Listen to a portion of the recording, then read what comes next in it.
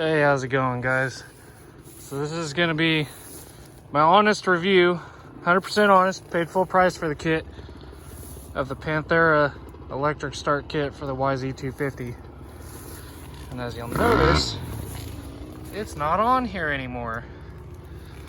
So the whole thing with Panthera, as they originally said, months before I bought the kit, that I can run the electric start and I'll have room right there.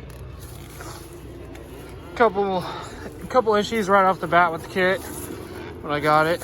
Had a bad starter motor. Sent me a new one. Then the fucking button went out. Sent me a new one. Didn't use it, but they sent me a new one. I used my own button. And then a couple rides later, the starter pushing against the slave cylinder down there caused my clutch arm, whatever you want to call it, I don't know what the actual term is, and it caused it to break. Didn't know this at the time, so I just kept fixing it. And it got to the third time where I fixed it and realized that right there was causing the starter to push the slave cylinder at a weird angle, causing the arm to break. And that got real expensive and real annoying. So that was one of the issues. And then the other issue, I was riding out here a couple weekends ago, all the way on the other side, 2 valleys over, and I'm parked about more towards the west side of the park, at Carnegie, for those that know the park. And I had to get towed all the way back because the stator died, causing my bike to have no spark. And then I got to take everything off and realized that the starter, positive wire that goes down to the starter had corrosion all over the terminal. So that's great. Contact Panthera, and the guy was being kind of a egotistic, kind of a dick, and was saying how their stators are the greatest things ever. They tested them till the breaking point, blah blah blah blah blah. I'm not running the right amount of oil, whatever. I run 250 milliliters like their shit says, and I run the 1540 oil in their same shit I run in my gearbox. Like they said in their video, you can run the same stuff in your gearbox. And he's just kind of been a dick about it. I put the old OEM stator back on, boom, fires right up after 3 weeks of sitting. No choke, no nothing, 50 degrees outside, boom, fires right up.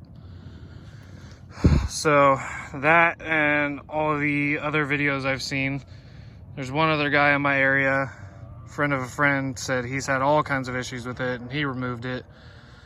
It's an amazing kit. It's an amazing idea, but it was piss poorly executed. And after dealing with this and posting about it, I've kind of heard that no real good things about the Panthera kits from others that have got the 500s and all that good stuff on there. So Panthera has fixed the issues before. They sent me a new starter free of charge. Took forever. They must have selected the slowest shipping in the world because it took almost 2 weeks to get here. Same thing with the button. Had to rewire that. So I couldn't find a button that had the same connector.